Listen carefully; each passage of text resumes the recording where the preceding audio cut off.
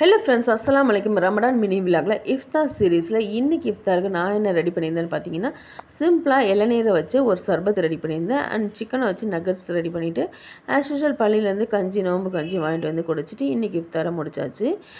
இளநீர் சர்பத் எப்படி செய்யணும்னு சொல்லிட்டு ஆல்ரெடி ஒரு ஷார்ட்டில் நான் போட்டிருக்கேன். பார்க்காதவங்க சேனலை விசிட் பண்ணி பாருங்கள். கீழே வேணால் லிங்க் கொடுக்குறேன்.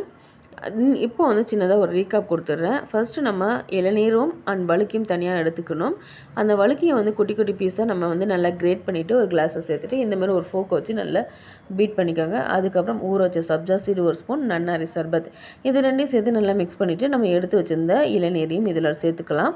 சேர்த்துட்டு நல்லா மிக்ஸ் பண்ணிவிட்டு தேவைப்பட்ட ஐஸ் கியூப் சேர்த்துக்கோங்க, இல்லைனா அப்படி கூட குடிங்க. இந்த வெயிலுக்கு நல்ல குளிர்ச்சியாக இருக்கும். அதுக்கப்புறம் சிக்கனை வச்சு நகட்ஸ் பண்ணியிருந்தேன். அதுக்கு டிப்புக்காக மேயோ பண்ணியிருந்தேன்.